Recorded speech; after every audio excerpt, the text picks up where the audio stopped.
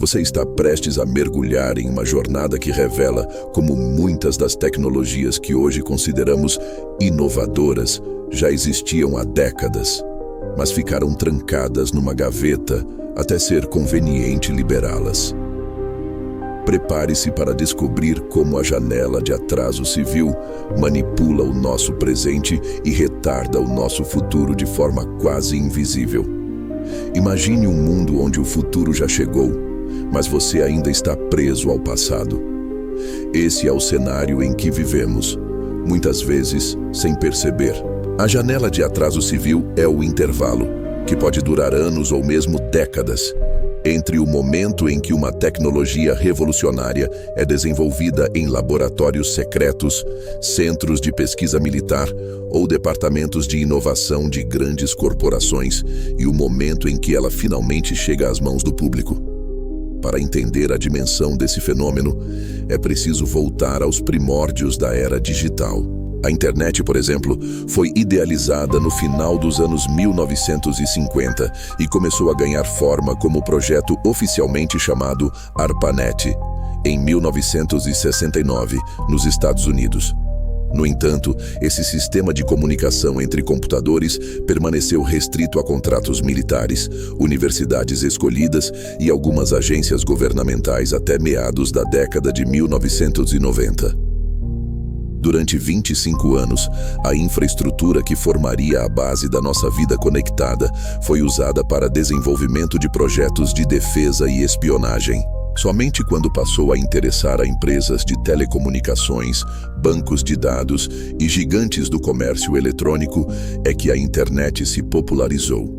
Ainda assim, a maior parte da população mundial só começou a navegar de fato a partir de 1994, quando o primeiro navegador gráfico, o Mosaic, foi lançado. O GPS, Global Positioning System, segue um roteiro parecido. As bases tecnológicas do sistema foram colocadas em órbita por volta de 1973, com satélites constantes transmitindo sinais de posicionamento ao exército americano. Enquanto isso, qualquer aplicação civil ou comercial ficou bloqueada até 1983, quando o presidente Ronald Reagan autorizou, em resposta à queda de voo comercial sul-coreano, o uso limitado do GPS para navegação civil. Porém, a precisão real só foi liberada em 2000, quase 3 décadas depois do primeiro satélite. Durante esse tempo, governos, marinhas e exércitos aproveitaram informação de localização com margem de erro mínima, enquanto pilotos, transportadoras e motoristas dependiam de mapas e bússolas analógicas. Por que tamanha demora? A resposta está no poder que o controle da tecnologia oferece. Quando o acesso a um conhecimento ou recurso avançado é restrito a um grupo seleto, esse grupo passa a ditar as regras do mercado e da política. Empresas farmacêuticas, por exemplo, mantêm patentes e pesquisas sob sigilo durante anos para impedir concorrentes de produzir genéricos ou de aproveitar descobertas que possam ser usadas em tratamentos mais acessíveis. Grandes laboratórios de defesa frequentemente desenvolvem sistemas de comunicação criptografada e algoritmos de inteligência artificial antes que esses avanços sejam compartilhados com o setor privado. Outro exemplo emblemático é o da fotografia digital. As bases principais, sensores CCD e CMOS, capazes de capturar luz em pixels, foram desenvolvidas nos laboratórios da Kodak e da Bell Labs, ainda nos anos 1970.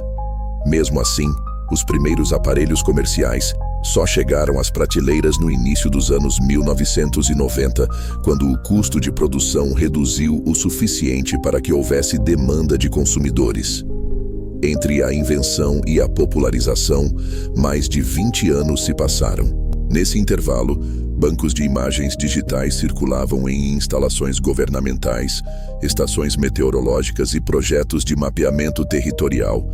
Mas o fotógrafo amador continuava preso à película, à revelação e ao risco de filmes queimados ou mal processados. Esses atrasos não ocorrem por acaso. As corporações sabem que liberar produtos ou serviços avançados antes da hora pode desequilibrar mercados inteiros. Imagine liberar, hoje, uma bateria de grafeno capaz de manter um carro rodando por 1000 quilômetros com uma única carga. A indústria automobilística e petrolífera entrariam em colapso quase instantaneamente. Grandes conglomerados investem bilhões na manutenção de cadeias de produção que dependem de combustíveis fósseis, e a transição para tecnologias limpas só ganha espaço quando o lucro ainda está garantido. Assim, patentes de baterias ultra-rápidas são registradas e estrategicamente não utilizadas ou vendidas apenas em licenciamento exclusivo a parceiros selecionados. Outro campo onde a janela de atraso civil se manifesta é o da medicina. Pesquisas promissoras em tratamentos de câncer, vacinas inovadoras e terapias genéticas podem levar anos dentro de processos regulatórios, testes clínicos e barreiras burocráticas antes de ser aprovadas para uso. Boa parte desse atraso é justificada pela necessidade de segurança, mas não se pode ignorar o lobby poderoso das indústrias do setor. Fabricantes de medicamentos tradicionais veem competir diretamente sua lucratividade quando terapias curativas de última geração aparecem no horizonte. Enquanto isso, pacientes esperam, padecem e, em alguns casos, não sobrevivem ao longo desses anos de espera. Você pode estar pensando que essa demora é um mal necessário para garantir a segurança e viabilidade de novas tecnologias. De certa forma, sim. Toda inovação precisa de testes e certificações para evitar consequências desastrosas. Mas quando um tratamento revolucionário exibe segurança e eficácia em fases iniciais, por que não acelerar sua liberação? Será que entram em cena interesses financeiros que postergam medicamentos apenas até que laboratórios tradicionais comercializem genéricos ou tratamentos paliativos com margens de lucro garantidas? A janela de atraso civil não age só na área de autodesenvolvimento tecnológico ou farmacêutico. Ela está presente no cotidiano, nos eletrodomésticos, nas telecomunicações e até na agricultura. Sistemas de irrigação inteligentes, drones de pulverização de precisão e sensores de solo que poderiam dobrar a produtividade rural existem em laboratórios universitários e centros de pesquisa agroindustrial há pelo menos uma década. No entanto, a adoção em massa encontra barreiras. Altos custos iniciais de implantação, falta de financiamento subsidiado e resistência de empresas que lucram com insumos químicos tradicionais e técnicas agrícolas ultrapassadas.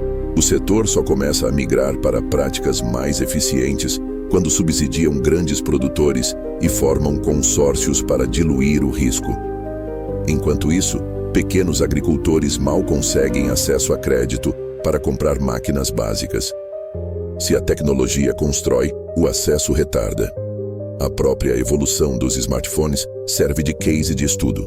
Componentes avançados, scanners biométricos ultrassensíveis, módulos de realidade aumentada, chips de inteligência artificial embarcada, são anunciados em conferências e protótipos aparecem em feiras de tecnologia, mas só chegam a consumidores selecionados em edições limitadas e aparelhos premium com preços estratosféricos. O padrão criado para o público em geral é, na verdade, um modelo antigo, com componentes de gerações anteriores. O consumidor médio recebe o que restou, enquanto o comprador elite testa em primeira mão as novidades que só serão democratizadas 2 anos depois. Enquanto isso, softwares e serviços digitais seguem o mesmo roteiro. Ferramentas de processamento de linguagem natural, sistemas de análise preditiva e plataformas de computação em nuvem de nova geração ficam disponíveis inicialmente apenas para grandes clientes corporativos e para o próprio desenvolvimento interno da empresa. Hospitais de grande porte, bancos de investimento e agências governamentais são os primeiros a implantar soluções de inteligência artificial em larga escala. Pequenos escritórios, startups e usuários finais precisam esperar por planos de subscrição mais baratos, que levam tempo para surgir, e por integrações que atendam a demandas menores. O impacto dessa janela de atraso vai além da frustração de esperar por uma novidade. Ele influencia a formação de políticas públicas, as decisões de investimento e até as mentalidades coletivas. Se um país não tem acesso a tecnologias de ponta, ele fica condenado a décadas de defasagem em infraestrutura, educação e saúde. A ponte que poderia se auto-reparar, os sistemas de transporte público sem motorista, a geração distribuída de energia renovável, tudo isso faz parte de um universo que, para muitos países, existe apenas em relatórios internacionais e seminários acadêmicos. Enquanto isso, as lideranças políticas discutem modernizações pontuais, reformas burocráticas e ajustes no orçamento de programas já defasados. A discrepância entre o que é possível e o que é praticável é o reflexo da janela de atraso civil. Você, espectador, talvez acredite que a tecnologia desacelera por causa de entraves legais ou econômicos. A realidade é que muitos dos bloqueios são intencionais. As patentes não são apenas instrumentos de proteção de inventores. Elas funcionam como armas estratégicas para manter concorrentes afastados e segurar o acesso a avanços disruptivos. Há casos documentados em que grandes corporações chegam a adquirir startups promissoras apenas para engavetar suas tecnologias em vez de integrá-las ao portfólio. Esse movimento evita riscos de canibalização de produtos existentes e preserva margens de lucro. E não para por aí. Há ainda mecanismos de certificação que exigem protocolos de testes extremamente caros e demorados, muitas vezes beneficiando laboratórios já estabelecidos em detrimento de iniciativas independentes ou de pequena escala. O resultado é um ecossistema de inovação engessado, onde apenas os que têm capital e influência negociam com agências regulatórias para acelerar processos. O desenvolvedor solo, o pesquisador de universidade pública ou a startup de garagem raramente conseguem enxergar seus protótipos avançarem até o mercado. Na prática, isso significa que a sociedade inteira paga um preço pela janela de atraso civil. Pagamos cobrando altos preços por produtos ultrapassados. Pagamos com vidas que poderiam ser salvas por tratamentos mais rápidos. Pagamos com oportunidades de crescimento econômico que escapam por entre nossos dedos.